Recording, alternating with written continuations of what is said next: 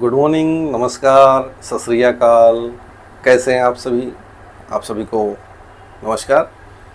आज का सेशन हम प्राणायाम पर रखे हैं। इस प्राणायाम का नाम है अनुलोम विलोम।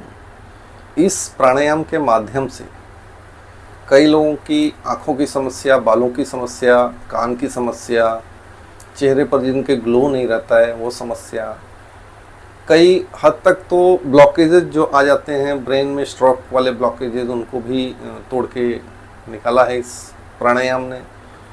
थायराइड की समस्या होती है, हार्ट, बीपी लो करना, इस अनुलोम विलोम के माध्यम से लंग्स, दमा जैसी शिकायत है ना, सांस फूलने की बीमारी, किडनी की समस्या, इन सारी समस्याओं से निजात दिलाने वाला जो ये प्राणायाम है अनुलोम विलोम। इस प्राणायाम के माध्यम से लोगों ने बहुत कुछ अपने भीतरी अंग को, इंटरनल ऑर्गन्स को स्वस्थ कर लिया है। अब अनुलोम विलोम के साथ अगर जो क्रिया हम बता रहे हैं इस क्रिया को जोड़ दिया जाए तो आपके अंगों की 100% सफाई हो जाती है और अनुलोम विलोम के बेनिफिट्स भी डबल हो जाते हैं। जैसे अनुलोम विलोम हम कर रहे हैं तो सर से लेकर श्वास भीतर जहाँ तक जा रही है बस वहीं तक के सिस्टम और इंटरनल ऑर्गन्स ठीक ढंग से कार्य करते हैं। लेकिन अगर जिस क्रिया के साथ इस अनुलोम विलोम को किया जाए उस क्रिया को करते हुए अनुलोम विलोम करें तो यहाँ से जहाँ तक अभी तक फ़ायदा मिल रहा था उसके बाद नीचे के अंगों तक सभी इंटरनल ऑर्गन्स की सफाई और उनका पुनर्जीवन इस अनुलोम विलोम और इस क्रिया के माध्यम से करें तो इससे इसका बहुत बेनिफिट और बहुत फ़ायदा मिलता है।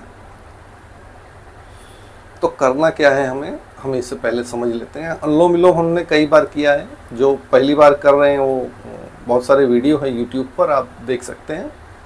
लेकिन इस क्रिया के साथ करने के अलग ही फ़ायदे हैं। चलिए पहले मैं क्रिया बता देता हूँ। जैसे हमने श्वास लिया, लेफ्ट नोस्ट्रिल से श्वास लिया, राइट से छोड़ा, राइट से लिया, लेफ्ट से छोड़ा, यह है अनुलोम विलोम। एक होता है धीमी गति से करना, है ना, शोधन क्रिया होती है, और एक होता है तेज गति से अनुलोम विलोम कर लेते हैं हम। जल्दी से श्वास पूरी भरते हैं, पूरी छोड़ते हैं, फिर पूरी भरते हैं, पूरी छोड़ते हैं। दोनों तरह की क्रियाएं से अनुलोम विलोम किया जाता है। तो ये जो क्रिया है हम इसे जिसे जोड़ रहे हैं, इससे फ़ायदे क्या हैं पहले इसे भी समझा देते हैं। तो हमारे किडनी, लीवर, स्टमक, छोटी आंत, बड़ी आंत, पेंक्रियाज, है ना, इंटरनल ऑर्गन्स में छोटी आंत जो और बड़ी आंत, इसमें जो मल फंसा हुआ है वो मल भी निकालने का कार्य कर देता है अगर अनुलोम विलोम के साथ हम इस क्रिया को करते हैं। तो करना क्या है हमें जब भी हम अनुलोम विलोम में श्वास भीतर लेते हैं तो हमें गुदा द्वार का संकोचन करना है, उसे हम ऊपर की ओर खींच लेंगे, है ना। जैसे घोड़ा लीद करने के बाद अपनी योनि को सिकोड़ लेता है, बस वैसे ही हम यूरिन और मोशन किस तरह से रोकते हैं उस तरह से सिकोड़ लेंगे। और जब हम श्वास छोड़ेंगे, जब श्वास बाहर जाएगी तो उसे भी ढीला छोड़ देंगे। इस क्रिया को अनुलोम विलोम के साथ करते रहने से प्रोस्टेट ग्लैंड की समस्या, महिलाओं में जो वाइट डिस्चार्ज हो जाता है ना, लुकोरिया बोलते हैं जिसको, सफ़ेद पानी पड़ने की जो समस्या होती है, उससे बहुत हद तक निजात मिल जाता है। प्रोस्टेट ग्लैंड की जो स्वेलिंग हो जाती है वो स्वेलिंग ठीक हो जाती है। Urinary track, bladder, urinary bladder होता है जिससे कि हम यूरिन को रोक के रखते हैं। तो वो जो पकड़ है वो पकड़ भी मजबूती से बनी रहती है, इंटरनल ऑर्गन्स भी मजबूत रहते हैं। पेट की जो सफाई होती है, बड़ी आंत में हम बार बार योनि का संकोचन और जब छोड़ते हैं और सिकोड़ते हैं तो उससे हमारी बड़ी आंत के अंदर फंसे हुए जितने भी मल हैं वो सारे धीरे धीरे ढीले होकर बाहर की तरफ आने को तैयार हो जाते हैं। पेट की बढ़िया सफाई हो जाती है।